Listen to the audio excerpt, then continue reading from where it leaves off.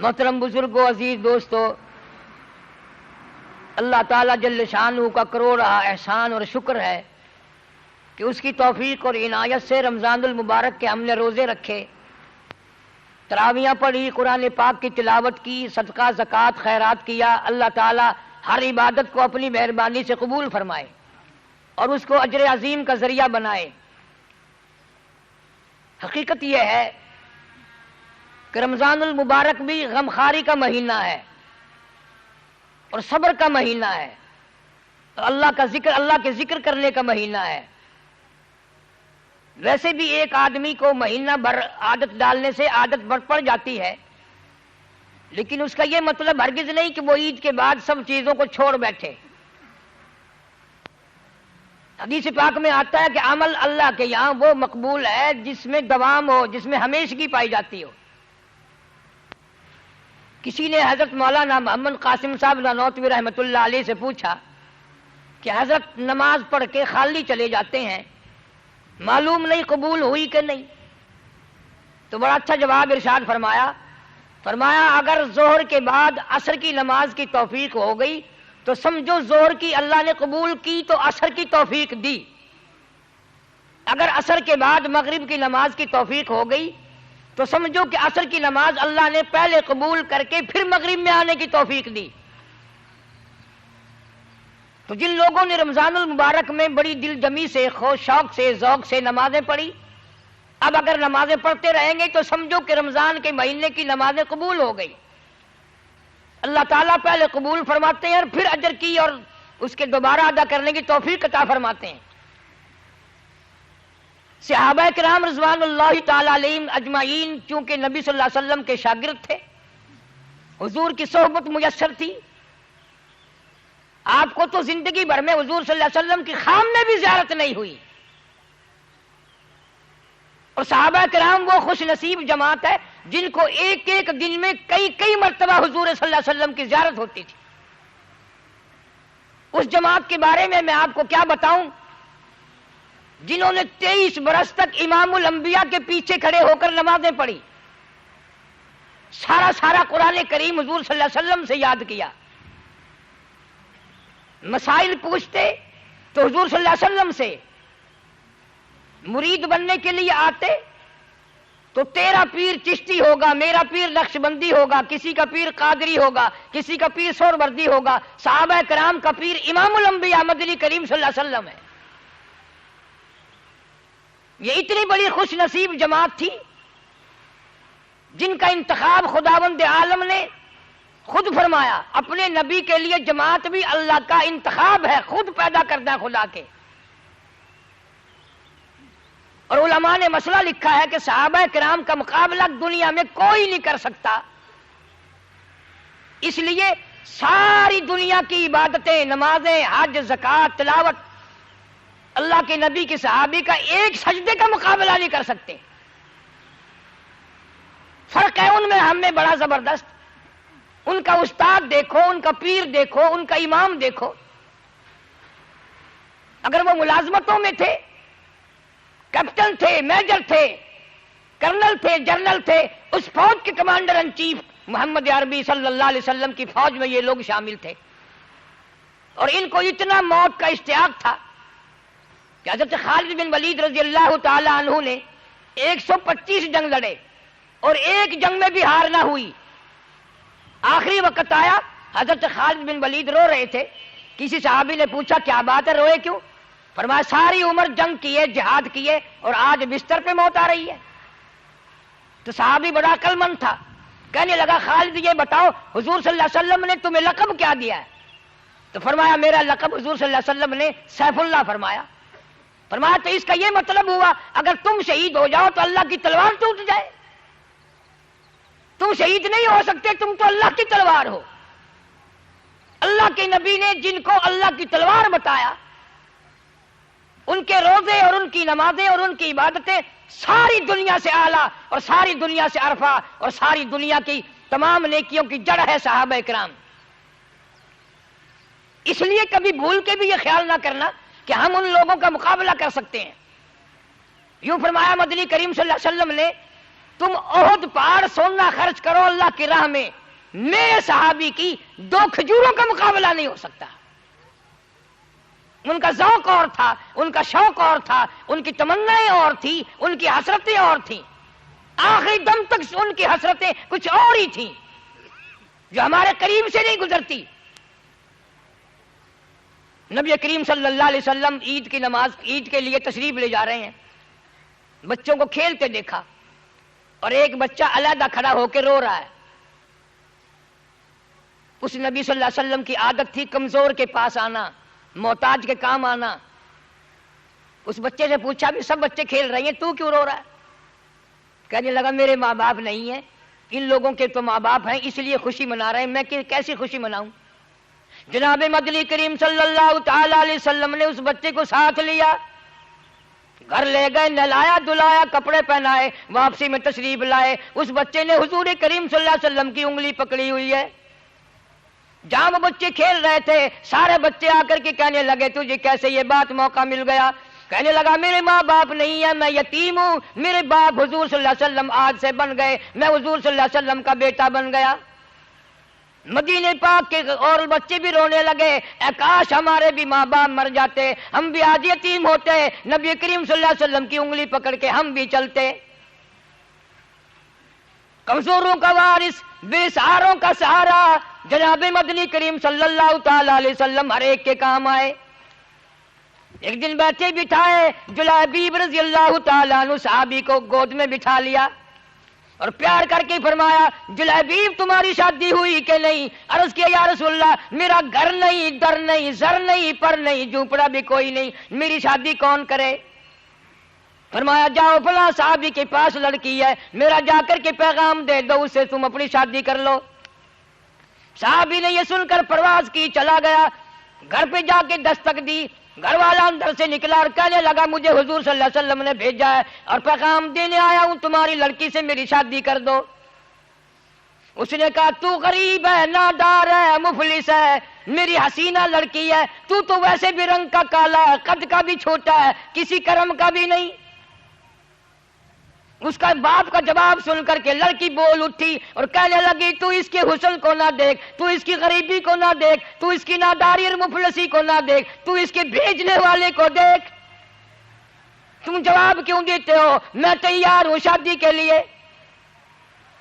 صحابی واپس آیا اور آ کر کے نبی کریم صلی اللہ علیہ وسلم کو حال دیا، فرمایا لڑکی نے ارادہ ظاہر کر دیا میری شادی ہونے کو ہے، یا نبی اللہ میرے پلے پائی پیسہ تو کوئی نہیں، دمڑا دمڑی ڈھیلا کوئی نہیں۔ فرمایا جا عثمان غنی سے 300 درہم قرض لے لے، تیرا قرض میں محمد رسول اللہ ادا کروں گا۔ عثمان ذی النورین رضی اللہ تعالیٰ عنہ سے 300 درہم قرض لے لیے، شادی کی تیاری کر رہا ہے، جھونپڑے کا سامان خرید رہا ہے، برتن لے رہا، میری بھی جوک بسے گی، میرا بھی گھر آباد ہوگا، میں بھی بال بچے دار بنوں گا۔ شادی کا انتظام کرتے کرتے کانوں میں آواز آئی انفروا فی سبیل اللہ، انفروا فی سبیل اللہ، تؤمنون باللہ ورسولہ وتجاہدون فی سبیل اللہ باموالکم وانفسکم ذالکم خیر لکم ان کنتم تعلمون۔ صحابی نے قرآن سنا، دکانداروں کے پاس گیا، برتن واپس لے لو، زیورات واپس لے لو، کپڑا اپنا واپس لے لو، مجھے اللہ نے بلایا ہے۔ اسلام نے کفر نے اسلام کو للکارا ہے، میں کلمہ بلند کرنے کے لیے، قرآن کا جھنڈا اونچا کرنے کے لیے میں شادی نہیں کرنا چاہتا۔ یہ بھی نہ سوچا حضور صلی اللہ علیہ وسلم سے جا کے پوچھ لوں، بڑی مشکل سے شادی کا پروگرام بنا ہے، آپ ہی نے بنایا ہے، اب میرے لیے کیا حکم ہے، جہاد میں جاؤں یا میں اپنی شادی کا انتظام مکمل کر کے شادی کروں؟ ان کے پاس اتنی مہلت کہاں تھی کہ یوں سوچے؟ منتیں کی دکانداروں کی، اپنے برتن واپس لے لو، اپنا کپڑا واپس لے لو، اپنا سارا سامان واپس لے لو، مجھے قرآن نے بلایا، مجھے اسلام نے بلایا ہے، کفر نے اسلام کو للکارا ہے۔ مجاہدین کے ساتھ ساتھ ہو کر کے چلا گیا. فرمایا فجرحت جرحن شدیدا، اگلی صف میں کھڑا ہو کے جنگ کیا. اتنے زخم آئے، اتنے زخم آئے، شناخت نہیں ہوتی، پہچانا نہیں جاتا. بہن نے انگلیوں کے پوروں سے پہچانا، ابھی دم آ رہا تھا. جناب مدنی کریم صلی اللہ علیہ وسلم نے یاد فرمایا میرا جلائی بھی شادی میں لگا ہوگا، مصروف ہوگا. کسی نے بتایا نہیں، اگلے سب میں کھڑا ہو کے جہاد کیا، اللہ کی راہ میں جنگ کیا ہے اور زخمی ہے، دم نکلنے کو ہے. فرمایا جلدی کرو، زخمی حالت میں میرے پاس لے آؤ. جناب مدنی کریم صلی اللہ علیہ وسلم نے اپنی رحمت والی گود میں سر رکھ لیا،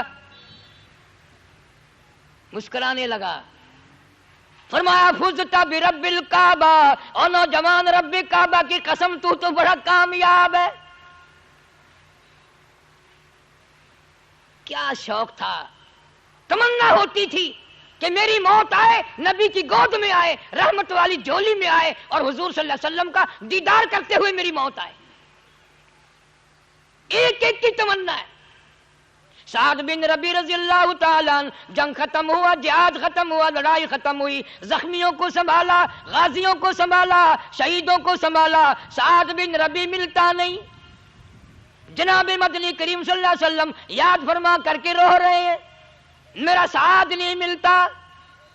کسی کو بیٹی یاد کر کے روے گی، کسی کو بہن یاد کر کے روے گی، کسی کی امی جان روے گی، کسی کی گھر والی روے گی. سعد بن ربی، دو جان مقدر تیرے مقدروں پہ قربان کر دوں، تجھے نبی کریم صلی اللہ علیہ وسلم یاد فرما رہے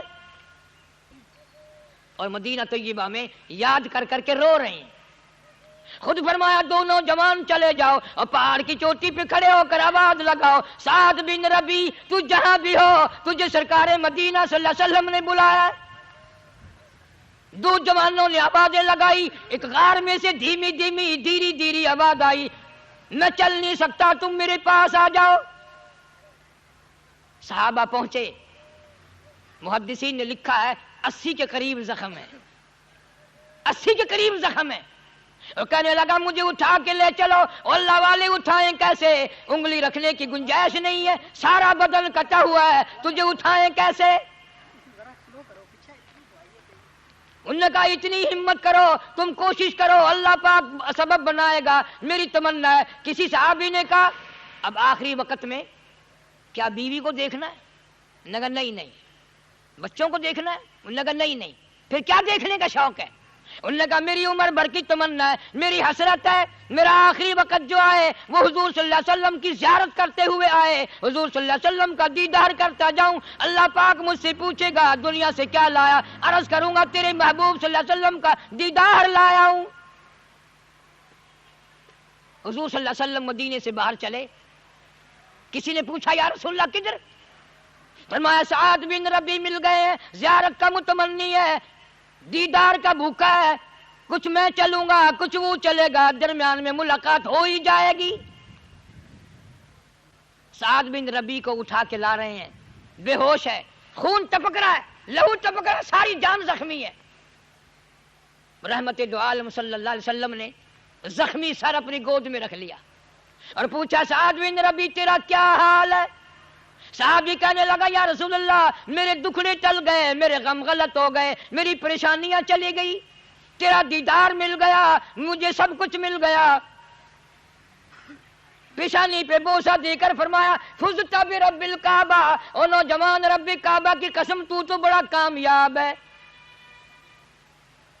مسکرانے لگا. حضور کریم صلی اللہ علیہ وسلم نے پوچھا کیا شوق ہے، کیا کر رہا ہے اس وقت؟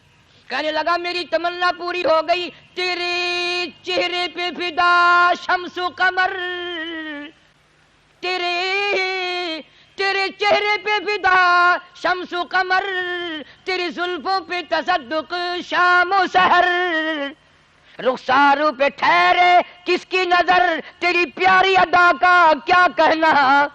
میں اپنے مقدر پہ ناز کرتا ہوں، کوئی بستر پہ مرے گا، کوئی اسپتال میں مرے گا، کوئی ایکسیڈنٹ میں روڈ پہ سڑک پہ مرے گا، کوئی بیوی کو دیکھتا ہوا مرے گا، کوئی بچوں کو دیکھتا ہوا مرے گا، کوئی ڈاکٹر کو دیکھتا ہوا مرے گا، کوئی نرس کو دیکھتا ہوا مرے گا. میں اپنے مقدر پہ ناز کرتا ہوں، تیری رحمت والی گود میں دم توڑ رہا ہوں. بخاری شریف میں روایت ہے جتنی طاقت تھی پوری سے اچھل کر پلٹ کر حضور صلی اللہ علیہ وسلم کی گود سے قدموں میں اپنا رخسار مبارک رکھ دیا. تیرے قدموں میں دم نکل جائے میں بڑا کامیاب. اعلان ہو گیا سعد بن ربیع شہید ہو گئے, جنازہ تیار ہے. خدا کی قسم صدیق اکبر رضی اللہ تعالیٰ عنہ جیسے بھی کھڑے ہوئے رو رہے ہیں, اے کاش یہ موت میری ہوتی, نبی کی گود میں میرا دم ٹوٹتا, میرا آخری سانس حضور صلی اللہ علیہ وسلم کے دیدار میں جاتا. فاروق اعظم رو رہے ہیں, بڑے بڑے ذی-النورین رو رہے ہیں صحابی کہ اے کاش یہ موت میری ہوتی, حضور صلی اللہ علیہ وسلم کی رحمت والی گود میں میرا دم ٹوٹتا. جنازہ حضور صلی اللہ علیہ وسلم نے پڑھایا, مدینے کی گلیوں سے جنازہ گزر رہا ہے. اللہ تعالیٰ میری تیری موت بھی مدینے میں عطا فرمائے, بڑی کامیابی ہے. مدینے کی موت یوں ہی نہیں ملتی, بڑے شوق سے بڑے ذوق سے مدینے کی موت ملتی ہے. ایک ایک اللہ والے نے 40-40 سال مدینے میں گزارے اس لیے کہ موت مدینے میں آ جائے. امام مالک رحمت اللہ علیہ نے ساری زندگی میں ایک حج کرنے کے بعد پھر حج کے لیے بھی نہیں گیا, مدینے سے باہر موت نہ آ جائے. اور ادب اتنا کرتا تھے مدینے کا, ساری زندگی میں 3 میل کے ایریے میں چھوٹا پیشاب بھی نہ کیا امام مالک رحمت اللہ علیہ نے. اور ساری زندگی میں مدینے پاک میں جتی کبھی نہیں پہنی, اس لیے کہ کہیں میرا جتی والا پیر وہاں نہ رکھا جائے جہاں حضور صلی اللہ علیہ وسلم کا قدم مبارک رکھا گیا تھا, بے ادبی نہ ہو جائے. ایسے ایسے اللہ والے لوگ آئیں گے, عاشق لوگ جو ہوتے ہیں وہ ان ساری چیزوں کا خیال کرتے ہیں, اور وہ توحید کا سب سے پہلے خیال کرتے ہیں. توحید کے بغیر تو کچھ بھی نہیں. سارے دین کی مدارت اللہ کی توحید پہ ہے. شرک بھی کرتا رہا, عبادت بھی کرتا رہا, پھر کیا ہوا؟ کچھ بھی نہیں. مدینے کی گلیوں سے جنازہ گزر رہا ہے. حضرت ابو ہریرہ رضی اللہ تعالیٰ عنہ فرماتے ہیں کہ میں تو ہر وقت حضور صلی اللہ علیہ وسلم کی اداؤں کو دیکھتا تھا, تو آپ ایڑیاں اٹھا اٹھا کر پنجوں کے بل چل رہے ہیں جنازے کے ساتھ ساتھ. سبحان اللہ, وہ کتنا مبارک جنازہ ہوگا جو حضور صلی اللہ علیہ وسلم نے پڑھایا, اور جنازے کے ساتھ میں حضور صلی اللہ علیہ وسلم تشریف لے جا رہے ہیں. ابو ہریرہ نے عرض کیا یا رسول اللہ, کانٹے نہیں, روڑا نہیں, پتھر نہیں, آپ یوں تنگی سے چل رہے ہیں, کیا بات ہے؟ فرمایا انی ارا ما لا ترا. ابو ہریرہ جو میں دیکھوں تم نہیں دیکھ سکتے. اس اللہ والے نے جہاد میں آ کر کے جان دے دی, 80 کے قریب زخم کھائے, میری رحمت والی گود میں دم توڑا, جنازہ میں نے پڑھایا. اس وقت جنازے پہ اتنا رش ہے فرشتوں کا کہ جنازے کے چاروں طرف اتنا نوری فرشتہ جنازہ پڑھنے کے لیے آیا ہوا ہے, پورا قدم رکھنے کی گنجائش نہیں ہے. پورا قدم رکھنے کی گنجائش نہیں ہے, چاروں طرف اتنا فرشتوں کا جم گٹا ہے. اور آپ اور میں یہ سوچتے ہیں چلو بھائی اتنے فرشتے نہیں تو 100-200 فرشتے تو آ جائیں, مگر کیسے آئیں؟ وہ عبادت کیسے کریں گے جو صحابہ کرام نے کی؟ ان میں جو اخلاص تھا جان دینے تک کا, وہ ہم میں کیسے ہو سکتا ہے؟ غریب پروری ہم سے نہیں ہو سکتی, ہم کمزور کی ہمدردی ہم سے نہیں ہو سکتی, ماں باپ کی خدمت نہیں ہو سکتی, اور کیا عبادت کریں گے؟ جناب مدنی کریم صلی اللہ علیہ وسلم جنازے کے ساتھ ساتھ تشریف لے گئے. جنت البقیع میں جنازہ پہنچا, یوں فرمایا میت کو قبر میں رکھ کر تم چلے آؤ, قبلہ رخ میں اپنے ہاتھوں سے موڑوں گا. سبحان اللہ, اس کی قبر میں حضور صلی اللہ علیہ وسلم تشریف لائے اور قبلہ رخ اپنے ہاتھوں سے موڑا. جب قبر سے باہر تشریف لائے تو مسکراتے ہوئے کسی صحابی نے پوچھ لیا یا رسول اللہ, آپ تو فرماتے ہیں قبر بڑی وحشتناک جگہ ہے, بڑی خوفناک جگہ ہے, اور آپ ہنستے ہوئے تشریف لائے. فرمایا میں کیا کروں, سعد بن ربیع جس وقت قبر میں رکھا اور میں نے قبلہ رخ منہ موڑا تو وہ خود ہنس رہا تھا. یا رسول اللہ قبر میں ہنس رہا تھا؟ فرمایا ہاں, جنت کے حور و غلمان نے کھڑکی کھولی اور تمام کے تمام نے اس کو مبارکباد دی. جنت کی ہوائیں اور خوشبوئیں اور حور و غلمان کا جمگٹا دیکھ کر وہ ہنسنے لگا, میں سعد کو دیکھ کے ہنسنے لگا, وہ ان کو دیکھ کے ہنسنے لگا. تو دوستوں اور بزرگوں, گزشتہ عید میں کتنے بھائی ہمارے ساتھ عید کی نماز میں شامل تھے, خوشیوں میں شامل تھے, کتنی بہنیں بیٹیاں شامل تھی, لیکن مختلف بہانوں سے بوسینیا میں, ہندوستان میں, کشمیر میں ہزاروں نہیں, لاکھوں نہیں, کروڑوں آدمی دنیا سے چلا گیا. آج وہ قبروں میں آہیں بھر رہے ہیں, میری تیری دعاؤں کے منتظر ہیں کہ لوگ روزہ رکھ کر ہماری بخشش مغفرت کے لیے بھی دعا کریں، اپنے لیے بھی دعا کریں۔ جناب مدنی کریم صلی اللہ تعالی علیہ وسلم نے فرمایا، او لوگو آخرت کی تیاری کرو، موت آنے والی ہے، ٹلنے والی نہیں۔ ارشاد فرمایا جناب مدنی کریم صلی اللہ علیہ وسلم نے، او لوگو میری امت پہ ایک وقت ایسا آئے گا، لوگ اتنے بگڑیں گے، معاشرہ اتنا برباد ہوگا، ماحول اتنا غلط ہوگا، کلمہ پڑھتے ہوئے موت نہیں آئے گی، قرآن پاک کی تلاوت کرتے ہوئے موت نہیں آئے گی، درود پاک پڑھتے ہوئے موت نہیں آئے گی، ادھر موت کا جھٹکا لگے گا، ادھر منہ میں کنجری کا گانا ہوگا۔ جناب مدنی کریم صلی اللہ تعالی علیہ وسلم نے فرمایا ایسا خطرناک وقت آئے گا، صبح کو آدمی اچھا بھلا مومن مسلمان ہوگا، شام کو موت آئی تو جنازہ کافر کا اٹھ رہا ہوگا۔ جناب مدنی کریم صلی اللہ علیہ وسلم نے ارشاد فرمایا وقت ایسا آئے گا، ہر کمرے سے، ہر بلڈنگ سے، ہر کوٹھی سے، ہر بنگلے سے، چاروں طرف سے کنجری کی آواز آنے لگے گی۔ اس لیے قرآن کریم للکارتا ہے، کہتا ہے وَكَمْ أَهْلَكْنَا قَبْلَهُمْ مِنَ الْقُرُونِ وَكَمْ أَهْلَكْنَا قَبْلَهُمْ مِنَ الْقُرُونِ۔ لوگوں زیادہ حرکت نہ کرو، زیادہ کرنا دکھاؤ۔